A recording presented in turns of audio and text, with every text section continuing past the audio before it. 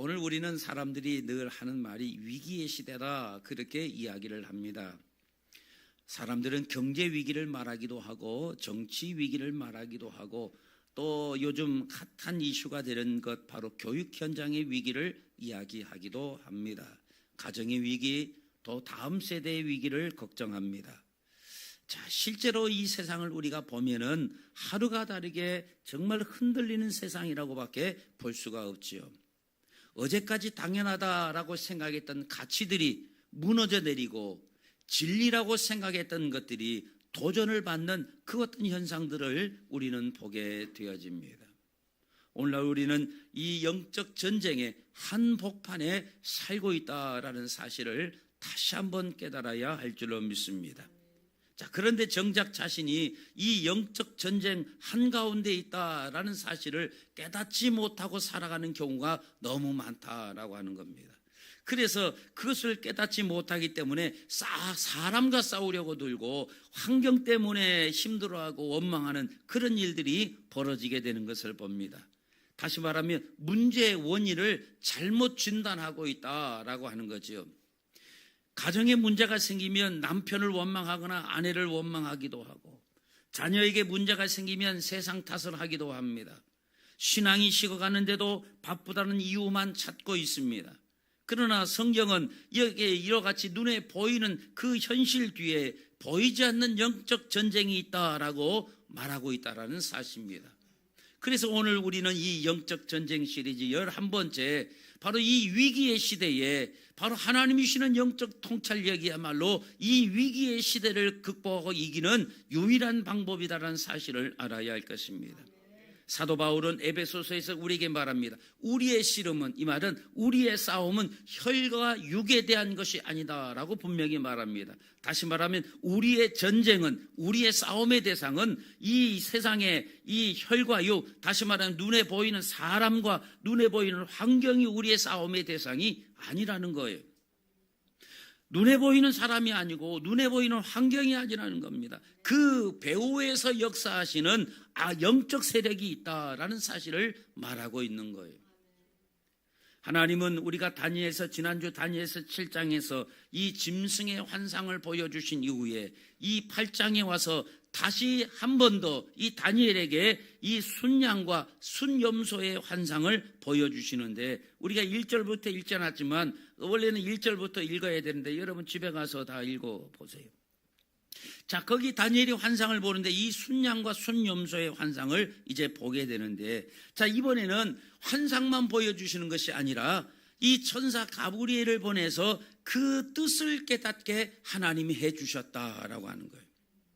자, 왜 하나님께서는 다니엘에게 이 미래에 되어질 일들, 미래의 위기에 닥칠 그 일들을 미리 보여주실까요? 왜 하나님께서는 다니엘에게 앞으로 세상 끝날에 미래에 다가올 환난을 미리 알게 하시고 보여주시느냐라고 하는 거예요. 여러분, 하나님은 항상 알리시고 보여주시는 분인 것을 알아야 됩니다. 노아에게는 홍수를 미리 보여주셨어요. 요셉에게는 흉년을 미리 보여주셨습니다. 에레미야에는 이 예루살렘의 멸망을 미리 보여주셨어요. 예수님도 십자가 지시기 전날 제자들에게 여러 번 고난에 대해서 미리 이야기해 주셨다라는 사실입니다. 자, 왜 미리 보여주실까요?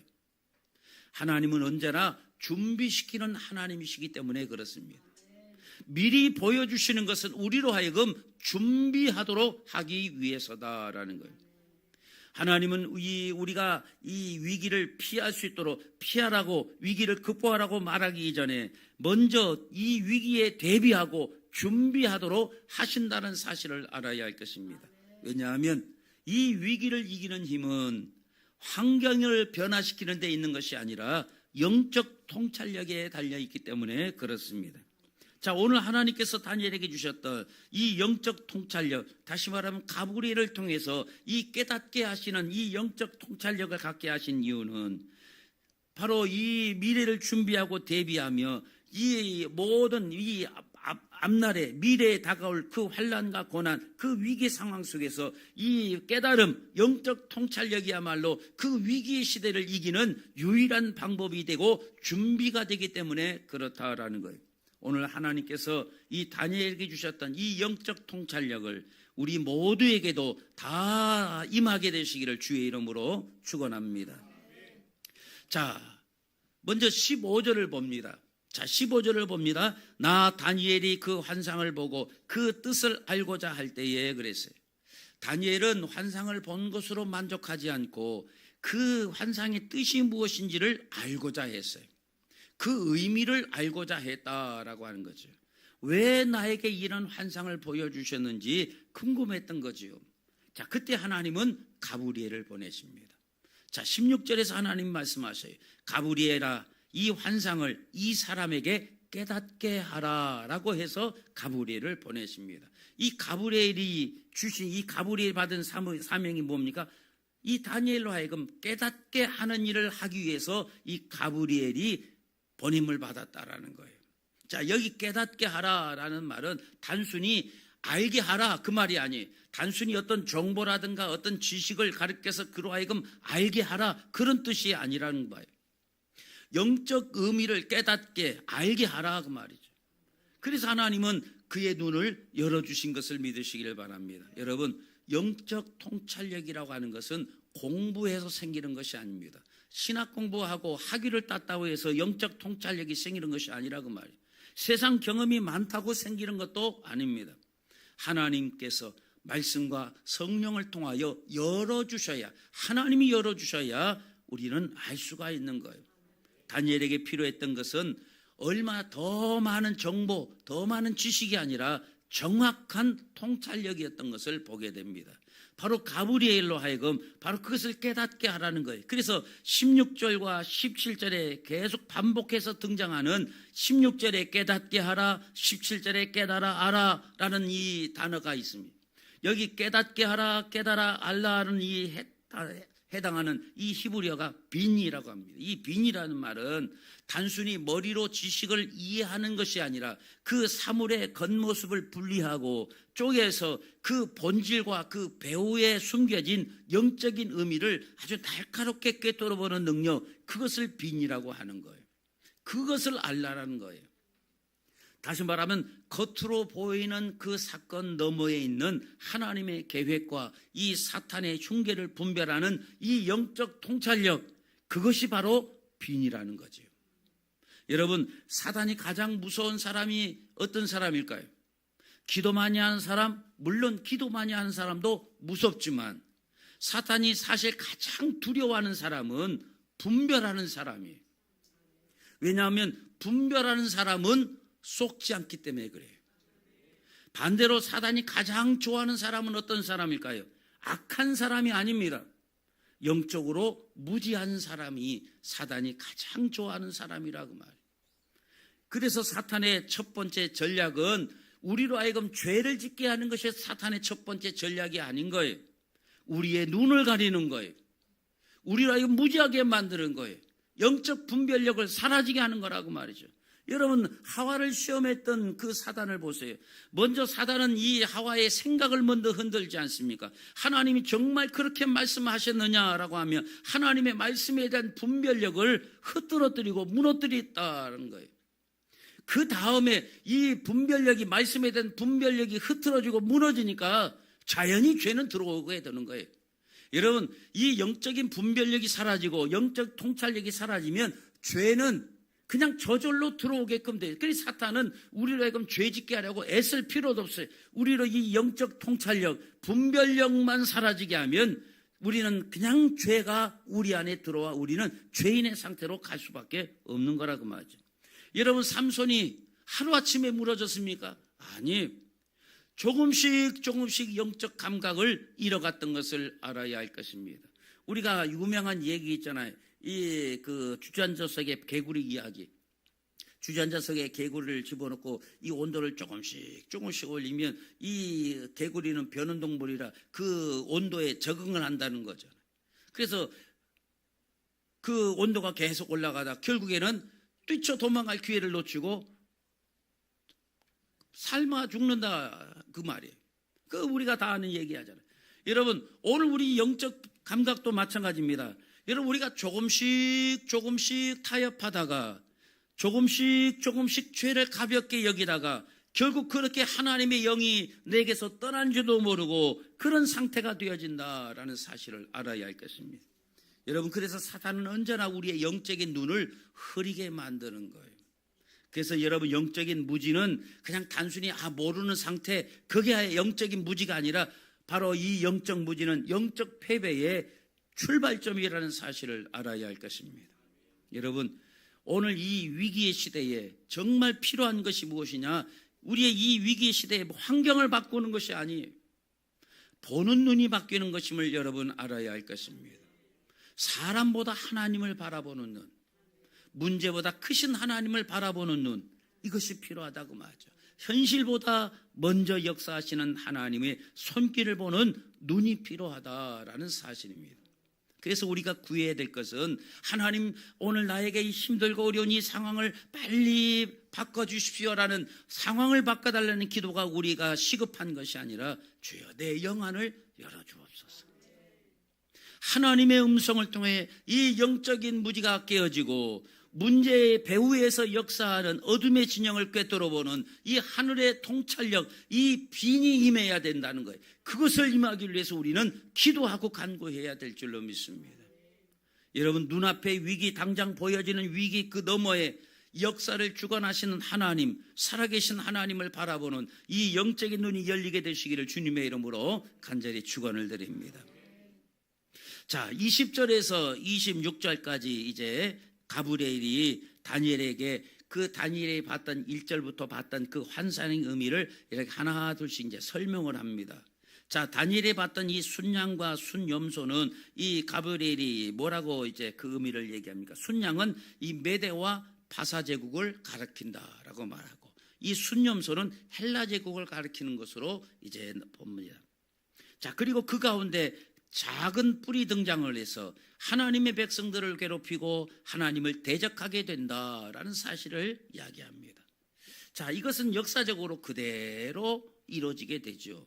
바로 이 메대와 파사와 헬라 제국으로 연결되어지는 그 역사의 그 실제적인 세계사의 흐름이 있고, 여기 보면 이 하나님의 백성을 괴롭히고 하나님을 대적하는 그 작은 뿔, 뭐 역사적으로 보면 안티오쿠스 에피파네스라고 하는 그 악한 사람이지만, 동시에 이것은 그 하나님을 대적하는 그 사람만을 말하고 있는 것이 아니라 마지막 때에 계속해서 나타난 하나님을 대적하는 모든 세력의 모습들을 상징적으로 보여준다라고 말할 수가 있는 거예요.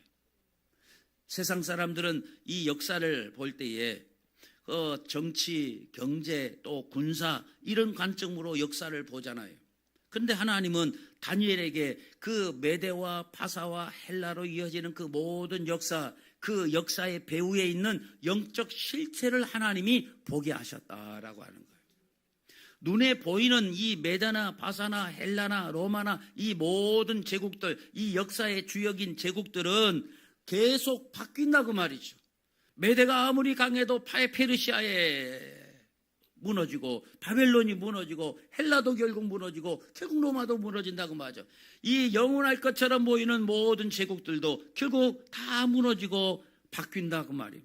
그러나 하나님을 대적하는 그 뒤에 배후의 역사라는 영적 세력은 동일하게 끊임없이 계속해서 활동하고 있다는 거예요.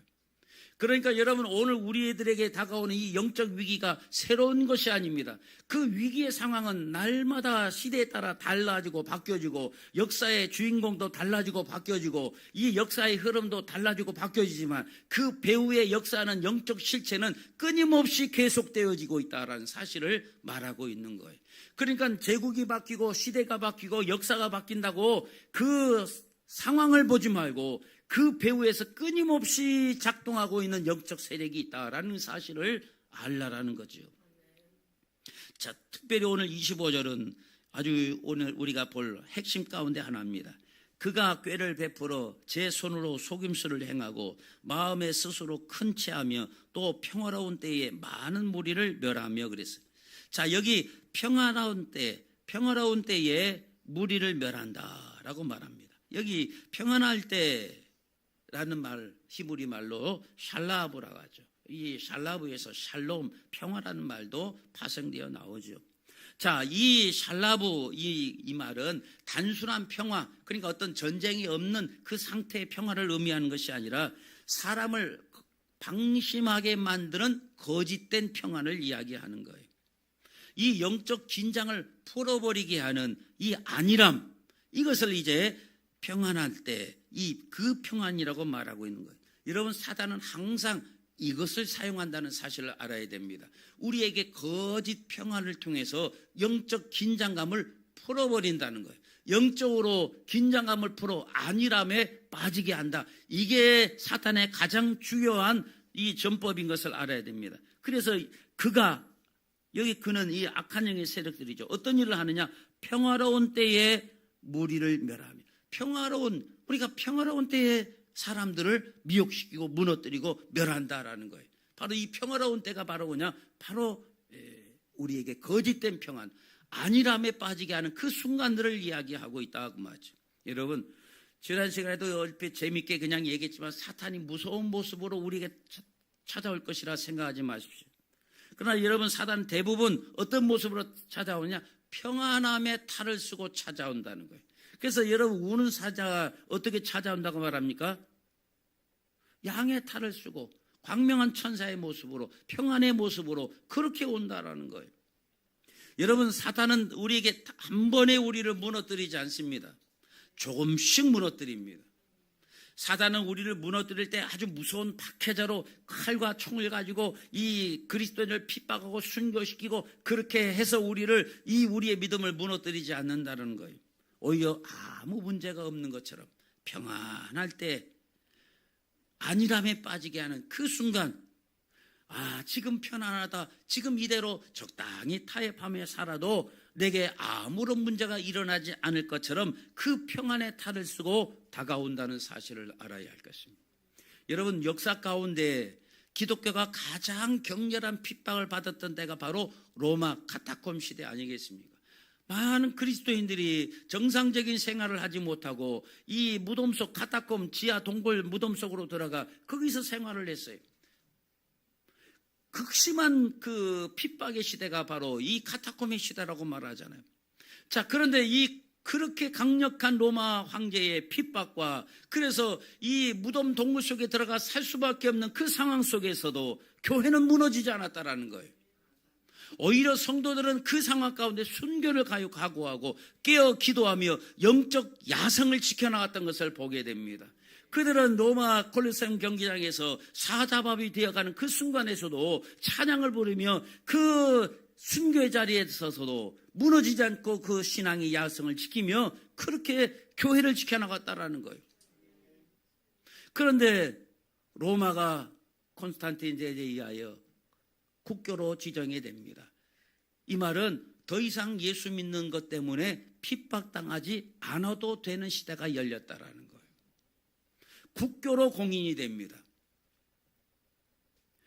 국교로 공인이 된다는 것은 이제 왕이 황제가 즉위할 때 이 종교 지도자가 그 일을 주관도 하고 또 국교로 지정됐다는 것은 사람들이 이제는 세금을 내서 세금에 의해서 교회가 유지가 되고 이 나라에서 이 교회를 보호하는, 그래서 나라의 중요한 종교가 됐다는 것 아니겠습니까? 그게 국교죠. 그래서 믿는 성도들은 더 이상 핍박을 당하지 않아도 됩니다. 성도들에게 이제 물질적인 풍요와 평안함이 찾아옵니다. 여러분, 그때가 교회가 급속히 쇠속화되고 영적으로 타락하기 시작한 때인 것을 여러분 기억하시길 바랍니다. 여러분, 박해는 교회를 무너뜨린 것이 아니라 오히려 안일함과 타협이 평안함의 덫이 교회를 무너뜨렸다는 사실 여러분 기억하시길 바랍니다. 여러분, 우리가 한국교회 이 교회 이 교단들 이런 것의 문제점을 이야기하기도 합니다. 교단이 왜 이렇게 많냐? 이렇게 이제 불평의 눈으로 또 아주 부정적인 눈으로 보기도 합니다. 근데 여러분, 사실 알고 보면 이 분열이라는 게 사탄이 좋아하는 것이기도 하지만 하나님은 그 사탄의 그 역사를 통해서도 하나님의 일을 진행하시는 거예요. 여러분, 가룟 유다의 그 욕심과 욕망에 의해서 예수 그리스도가 팔렸지만 그 가룟 유다의 그 배신과 욕망을 사용하셔서도 예수님은 구원의 역사를 하나님이 이루셨다 그 말이죠. 저는 우리나라가 이렇게 이 약간의 분열, 이것 때문에 한국교회가 성장했다라고 보는 이상한 관점을 가지고 있어요. 이건 어떤 사람도 그런 관점을 안 가진 것 같아요. 지금 독일 같은 경우에는 거의 국교화되다시피 하세요. 세금을 거두면 나라에서 목사에게 이렇게 월급을 줘요. 그 교회도 유지할 수 있도록 이 관리나 이런 것들 할 수 있도록 세금으로 그것을 다 보조해 줘.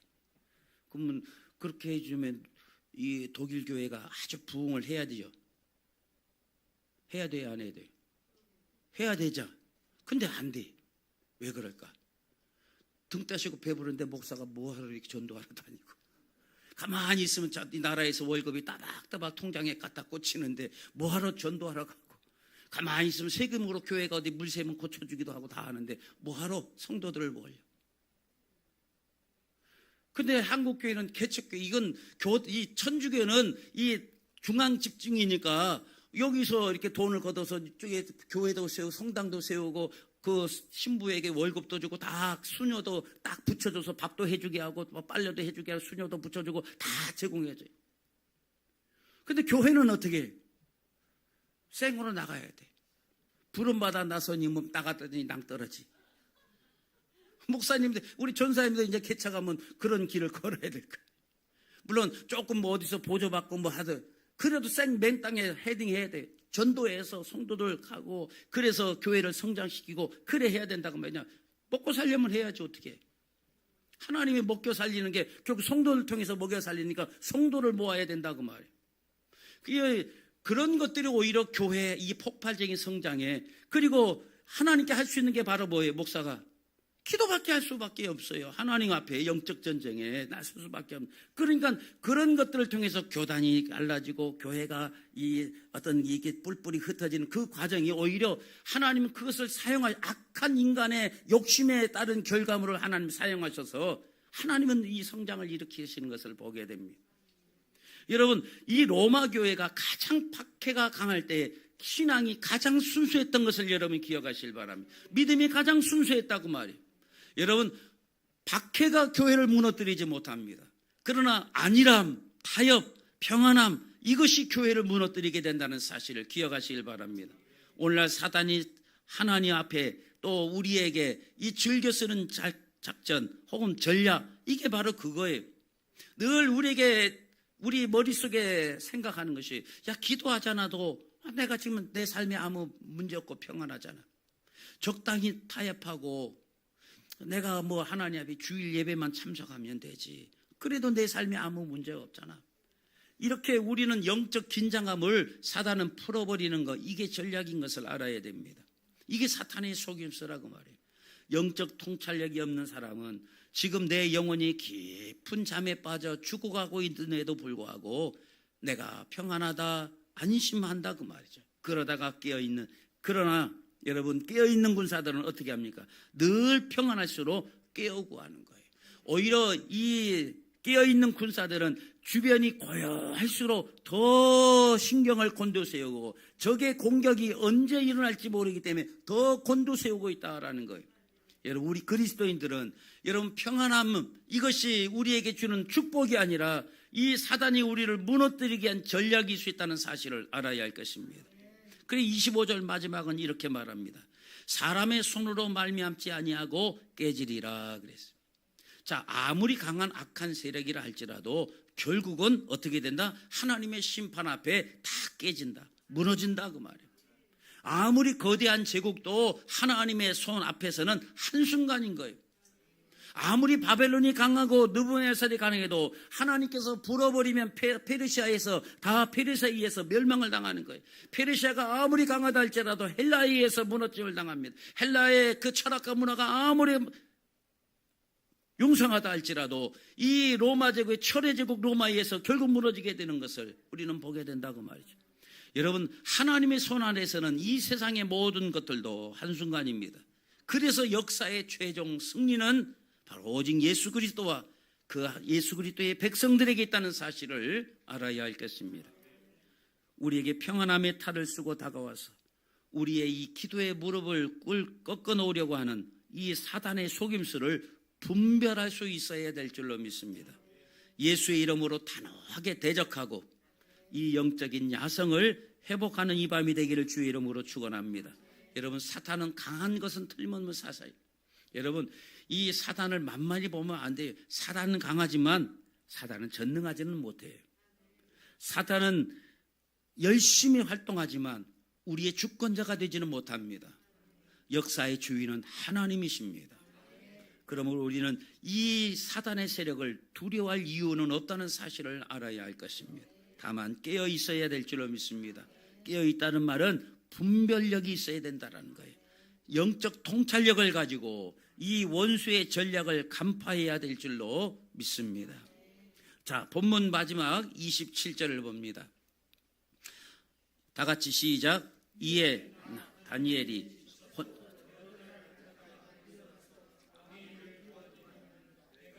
여기까지 왕이 다니엘이 쉽게 지쳐서, 이 말은 쉽게 말하면 이제 지쳐서 쓰러져 혼절했다 그 말이죠. 그리고 나서 수일을 시름시름 앓았다 그 말이죠. 그리고 이제 그 후에 일어나서 왕의 일을 보았다라고 말합니다. 다니엘은 환상을 보고 내가 더 신비한 체험을 했다, 그거 기뻐하지 않았어요. 내가 아무도 못 보는 신비한 체험을 했다, 이 영적 체험을 했다, 흥분하지 않았다 그 말이에요. 수일 동안 알았어요. 알았다는 것은 기진맥진해서 혼절해서 기운이 빠져서 알았다 맞아. 왜 그럴까요?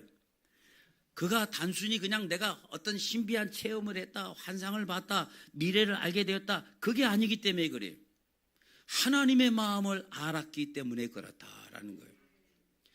하나님의 백성이 앞으로 당할 고난을 보았던 거예요.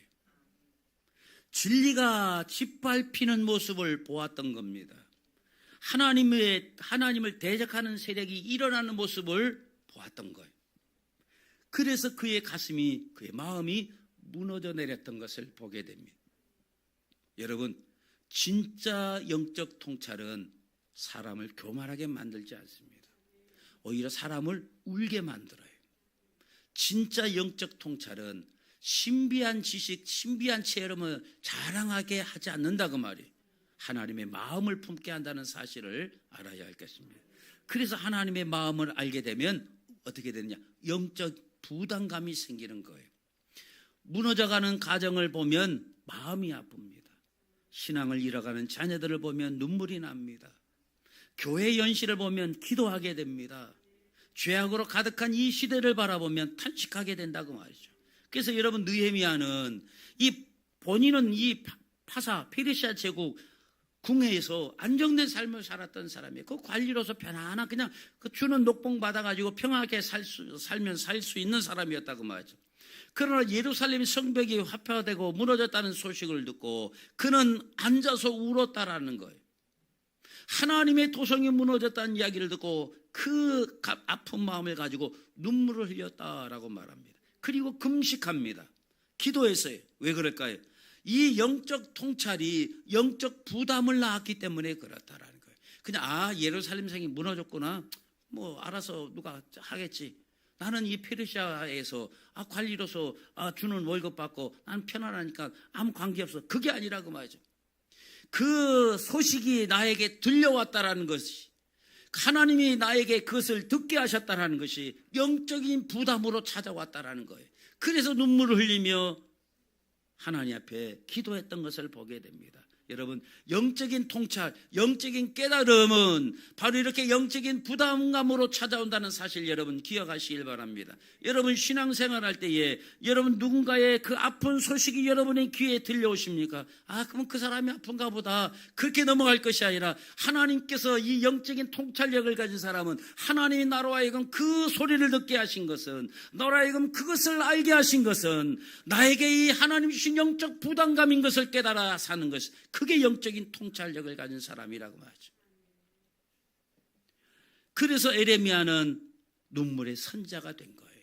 그 예루살렘의 현실을 바라보며 눈물을 흘리지 않을 수 없던 거예요. 그래서 에레미야는 눈물의 선자라고 해서 그가 지은 시를 에레미야 애가서에 보면 우리가 잘 볼 수가 있습니다. 여러분, 예수님도 마찬가지입니다. 예수님은 이 감람산에서 예루살렘을 바라보시며 우셨어요. 잃어버린 영혼을 향해서 눈물을 흘리신 것을 여러분 기억하시길 바랍니다. 예수님께서 왜 예루살렘을 바라보며 눈물을 흘리셨을까요? 그 예루살렘이 그 이스라엘 백성들의 불순종을 하여 이제 그 예루살렘 성이 무너져 내리고 하나님의 백성들이 뿔뿔이 흩어질 그 상황을 보니까, 그 영적 통찰력을 가지고 그것을 바라보니까 예수님도 영적 부담감이 생겨서 그것을 알고 나서는 눈물을 흘리지 아니할 수 없다고 말이죠. 그래서 이 성전산 건너편에 예수님 눈물교회가 있는데, 그 교회가 보면 여러분 이렇게 그 창문 있고 바로 성전이 보입니다. 바로 그곳에서 예수님의 성전을 바라보며 눈물을 흘리셨다라는 거예요. 여러분, 이게 바로 잃어버린 영혼을 향한 눈물을 예수님도 흘리셨던 것을 여러분 기억하시길 바랍니다. 여러분, 내가 영적 통찰력을 가졌다, 내가 미래를 맞추는 능력을 가졌다, 내가 미래를 아는 능력을 가졌다, 이게 아니라고 말하죠. 미래의 이 영적 통찰은 하나님의 마음을 느끼는 것이 영적인 통찰인 거예요. 내가 누구의 사람의 마음을 꿰뚫어 안다, 저 사람이 어떤 생각하면 내가 알고 있다, 이게 통찰력이 아니라고 말이에요. 영적 통찰은 내가 누군가를 꿰뚫어 보고 알게 됐다는 것이 아니라 내가 하나님의 시각을 가지고 하나님의 마음을 가지게 되었다라는 거예요. 그 하나님의 마음을 가지고 보게 되는 거예요. 그러니 어찌 울지 아니할 수 있느냐라는 거지. 그래서 영적 통찰이 깊어질수록 사람은 비판가가 되는 것이 아니고 중보자가 되는 거예요. 정죄하는 사람이 아니라 눈물의 사람이 되는 거예요. 내가 환상을 보았다, 내가 입신했다, 내가 뭐 신비한 체험을 했다, 이게 자랑거리가 아니라고 말이죠. 하나님께서 나에게 그 놀라운 은혜를 주신 것은 영적 통찰력을 가지고 하나님의 마음을 품고 비판하는 사람이 아니라 중보자가 되라는 거예요.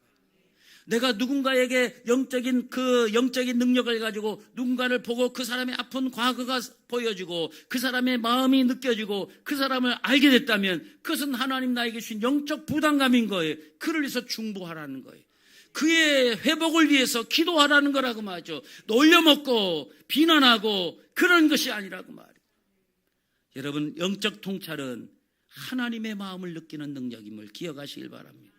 그래서 영적 통찰이 깊어지는 사람은 중보자가 돼요. 절대 비판가가 될 수가 없는 거라고 말해요. 정죄하는 사람이 아니라 눈물의 사람이 되는 거예요. 하나님의 마음을 품은 사람은 언제나 눈물을 흘립니다. 그리고 그 눈물은 반드시 기도로 이어지게끔 되어 있어요.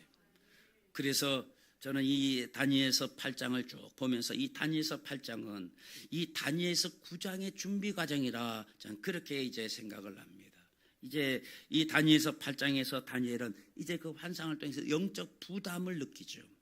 그리고 다니엘서 9장에 가서 우리가 다음 시간에 살펴볼 9장에 가서 민족을 살리는 중보 기도자가 되어지는 것을 보게 됩니다.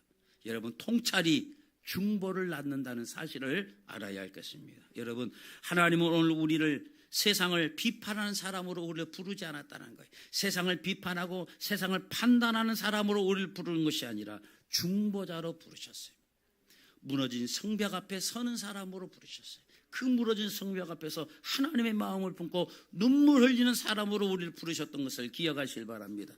기도의 제단을 지키는 사람으로 우리를 부르셨어요. 그런데 다니엘은 이제 앓는 것으로 끝나지 않았어요. 여기 앓았다는 거, 다니엘이 감기 걸렸나? 몸살이 걸렸나? 그게 아니죠. 이 영적 부담감 때문에 기진하는 거예요. 기력이 쫙 빠지는 거예요.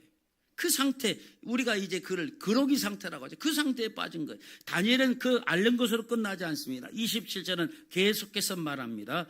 그 후에 일어나서 왕의 일을 보았느니라. 여기 보면 그 후에 이 몸이 기진해서 쓰러져서 이제 앓고 난 다음에도 그냥 그 자리에 그냥 좀 쉬고 있어야지, 그것이 아니고 뭐라고 말합니까? 일어나서 그랬어요. 여기에 중요한 진리가 있어요. 영적 통찰은 현실 도피를 만들지는 않는다는 거예요. 사명을 회복시킨다는 것을 기억하시길 바랍니다. 진짜 영적인 사람은 세상을 피해 도망가지 않습니다. 여기가 좀 힘들면 도망가지. 교회가 여기밖에 없나? 딴 데도 있지. 이 사람이 힘들면 저 사람을 만나면 되지. 이것이 힘들면 저기로 가면 되지. 이 영적인 통찰을 가진 사람은 절대 현실을 도피하잖아요. 하나님의 마음을 품고 다시 그 삶의 현장으로 돌아간다는 사실을 기억하시길 바랍니다. 여기 보면 그 후에 다시 일어나서 왕의 일을 봐. 다시 삶의 현장으로 돌아간다고 말이죠. 기도의 자리로 돌아가는 거예요. 여러분, 기도 자리에서 열심히 울고 또 울고 그러고 끝나면 안 돼요.